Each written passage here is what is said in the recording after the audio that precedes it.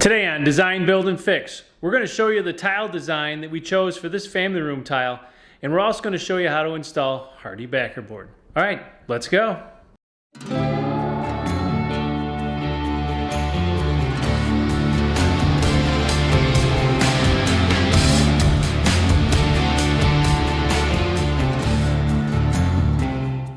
So now it's time to reveal the winner.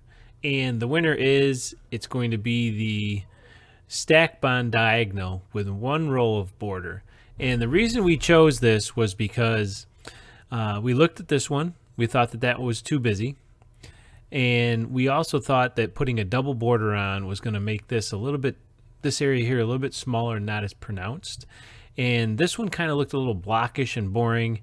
And I like this, but it wasn't what we really kind of wanted. And really the determining factor was the fact that right here we have the opening for the sliding glass door, and everybody that comes out of this door will go in that direction. So the tile actually kind of directs you in the way you're supposed to go when you walk out the door.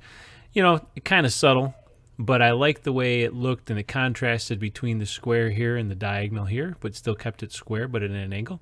And so this one was the winner. So here's the space that we're going to tile. According to our drawing we just showed you, we're going to come out 3 foot 10.5 this way and 7 foot 10.1/8 this way. And in order for this to happen, we have to get the tile, or not the tile, but the linoleum pulled up, and then we have to cut the carpet because we're going to retuck the carpet next to the tile. We're going to do that with a straight edge and get that cut. Once we get this cut out, then we can start prepping for the Hardie board. So in order to cut the carpet, you're going to want a utility knife that has a very new blade in it, just because you want to make it as easy as possible to cut. I also have a 8-foot straight edge. Now, one of the things I want to share is that even though it's 3 foot 10.1/8 from the wall, I want to make sure that I cut the carpet 3/4 of an inch over the tile, because what I'm going to do at the end is I'm going to actually tuck that carpet back and nail it down. So that came out relatively easy. Now I have to take the linoleum up. Should come right up. So the only thing I have to do is clean this area up, take all the staples out. Then what I have to do is come over here to the corners, and we have the tack strips for the carpet, where those come in, get those cut and clean those things up. One of the things I do want to make sure you understand is the tack strips extremely sharp pointed to hold the carpet. So be careful when you pull those out. All right, so now that the area has been all prepped and ready to go, we're ready to put down the Hardie Backer Board. We're going to need a 3/8 by 3/8 trowel, some Thinset, and of course the Hardie Backer Board. One of the key things about putting down a Hardie Backer Board is you got to make sure that you leave it 1/8 inch apart at the seams and at the walls. The good news about the Backer Board is that it relatively easily cuts with a score with a utility knife, and for those harder ones you can actually use a small handsaw to get that cut. Alright, so in this situation you have molding that's probably coming down to an existing floor that you had before. We know that we're probably going to end up being at 3/4 of an inch thick, because by the time you put your Thinset on, your 1/4 inch of Hardie Backer Board, and then another layer of Thinset for your tile, and then your tile thickness, you're going to end up about 3/4 of an inch. You might be a little shy, you might be a little high, but 3/4 is pretty much the tradition. So you're going to want to cut this. So the best way to do that is take yourself a scrap board that's 3/4 of an inch, grab yourself a saw that's a double-edged saw, and it's pretty flexible, so it allows it to flex pretty easily, and it's relatively easy to cut. So you're just going to basically put it on your 3/4 inch plywood like this and just start cutting.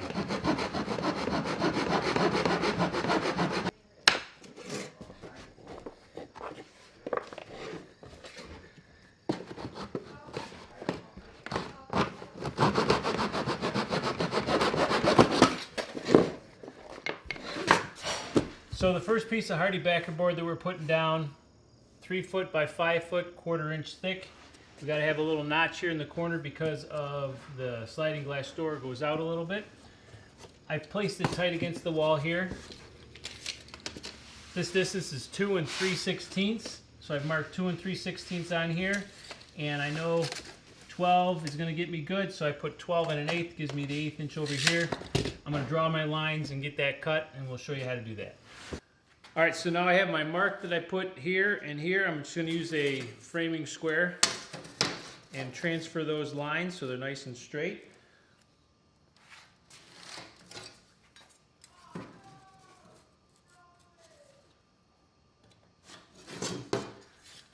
We have to cut this. Now this one here probably be cut with a utility knife, scoring it and cut it, but that can't happen until this is physically cut. So I'm just going to grab my saw and cut it by hand.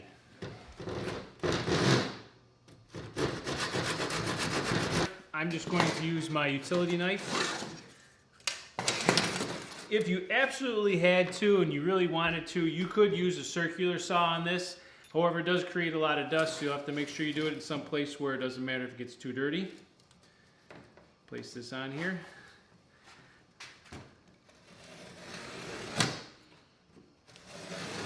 I have a tendency to score it 5, 6, 7, 8 times. The more you score it, the easier it's going to be to cut.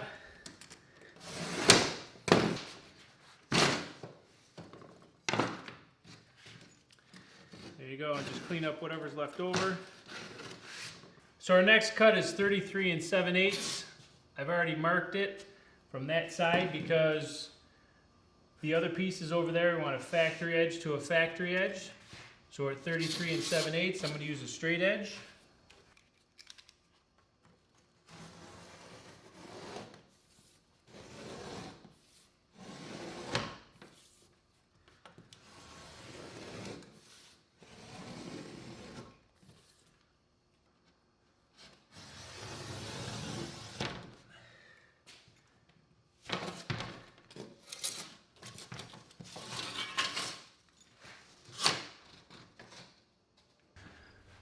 So I have all the backer board cut and laid out, 1/8 inch space everywhere. I like to cut all my backer board ahead of time, especially on a small job like this.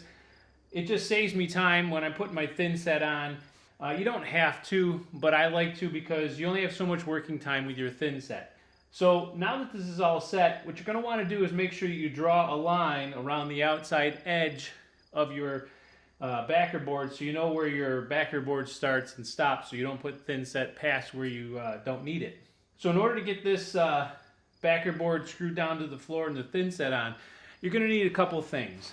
First and foremost, because you're going to be on your knees, I would highly recommend knee pads. Saves your knees. Been doing it for years. You're going to need a 3/8 by 1/4 trowel. You could actually use a 3/8 by 3/8 or a 3/8 by 1/4 notch trowel. I prefer the 3/8 by 1/4 trowel. You're going to need something that's going to mix up your thin set with. And then, of course, a cordless drill, because you have to screw the backer board down. And when you screw the backer board, you're going to use the backer on. And this is the newer version. It's got the T25 bit, and it's included in this. I'm a big fan of this because these don't strip out, and the back side of the screws have little edges which actually cut down through or into the backer board when you put it in. Now, a couple of things that you're going to want to know about installing thin set in your backer board. First and foremost, when you put your thin set down, you always go in the same direction. If you go from front to back, left to right, always go the same direction. You can't go front to back in one spot and left and right in another spot. You always want to go in the same direction. The next thing is, when you put your screws in, make sure you don't overdrive them. You only want to drive them down so they're flush with the top. Once they're flush with the top, you're good, because it's very easy to overdrive these and actually push it all the way through. If you do that, you're going to have to put another one next to it. Another thing you're going to need to know is these screws go 8 inches on center. So every 8 inches, there's going to be a spot where in the board it shows you where you should screw it. Another thing, do not screw 2 inches from the end of a board, and don't screw 3/4 of an inch from an edge. So 2 inches from a corner and 3/4 of an inch from an edge. And I'll show you here in a second. They actually show you on the backer board where to to screw this in. All right, so on the Hardie Backer board, if you take a look, there's little divots, and they're slightly rounded. That's where you're actually going to screw it in. Now, from here to here, a little more than 3/4 of an inch, so you're going to want to screw more towards the outside edge because you don't want to go to the edge, because if you screw at the edge, it will actually push that edge off. Come in here, you can see that there's a circle. That's 8 inches or so from the edge. And then over here, there's another circle at the corners. There's a spot here, which is 2 inches from the end, and a spot here, which is 2 inches from the end. You're going to want to screw in both those spots, but not in this area, because if you screw in this area, it'll break it off. Again, notice there's an 1/8 inch space around all of it, and it goes pretty quick. So let's show you how we get this thing done. So we're mixing up the Thinset, and one of the things you need to know is if you have a lighter tile, you're going to want to pick a lighter Thinset. Ours is a lighter tile, so I picked the white. If you have a darker tile, you can pick the gray. So the bag says that on a 1/4 by 3/8 trowel, it should do about 60 square feet per bag. I know we have about 32 square feet to go, so I poured a little bit more than half the bag, and I'm going to pour water into it and mix it up. We're looking for a peanut butter-ish consistency, and when you put your finger in and you pull your finger out and go like this, if the Thinset drops off, it's too thin, you're going to want to add a little bit more Thinset powder to it. If it sticks, you're probably going to be good, but we're looking for peanut butter. Looks like we got the right consistency. Now you're going to want it set for about 5, 8, 10 minutes to let everything come together, and we'll clean up inside and get this stuff down.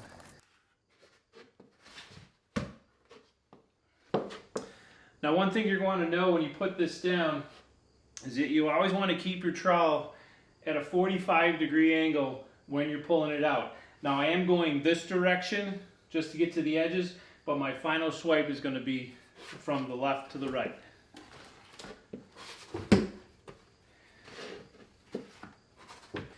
Now, I also put a mark here at 5'2". That's enough for me. I'll lay just enough to get just past that, so I can put the first sheet down and my other sheet over there.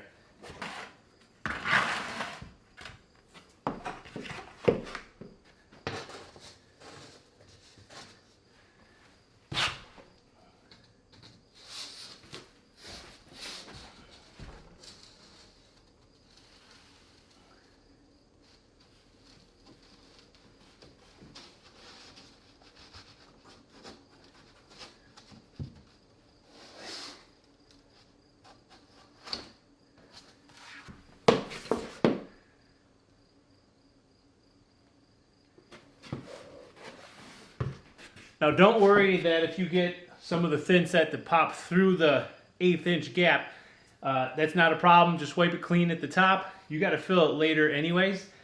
Once you have it down, push it back and forth across the ribs and make sure it sets nice and nicely, and then go ahead and start screwing it down. I'm actually going to put the other piece down also at the same time.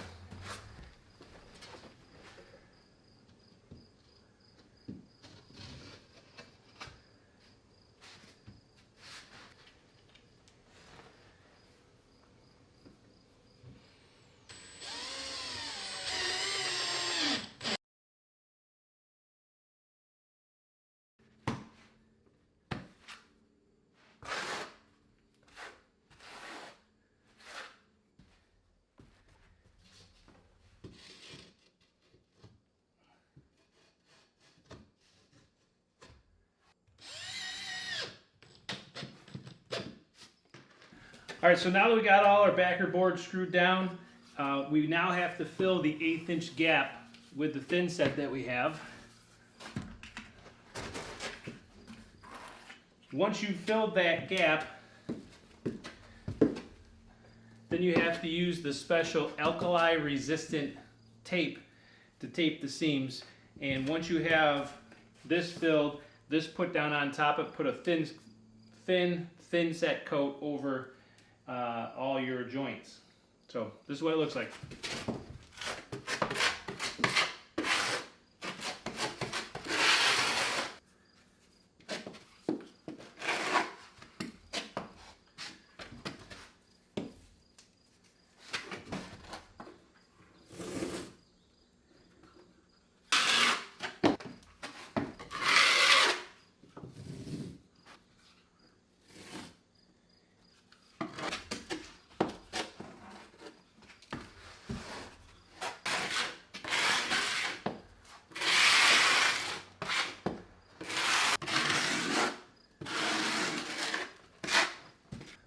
All right, so now just a couple things. After you've put your alkali resistant tape down, make sure you do not use the white stuff that people use for drywall. It will not work. You have to use this. You're going to want to make sure that your joints do not go really too high. You want them to be as flat as possible, because if you have a high spot, your tile is going to be different heights, especially when it goes over this. So you want them as flat as possible. Once you've got that all down and cleaned up, wipe up any debris or stuff that's been left on your Hardie board. And what I also have done is along the outside edges, I just cleaned up any Thinset that actually came out. Now's your chance to get anything off your carpet or anything else that you have, like the walls here. I got some on the carpet and a little bit here on the threshold for the screen door. You're going to want to get that before it completely dries. Make sure you stay off of it for 24 hours. All right, thanks for watching the video. If you didn't see the previous video that shows you the designs that I had to choose from, click the link at the end of the video, and oh, by the way, don't forget to subscribe. All right, we'll see you on the next one.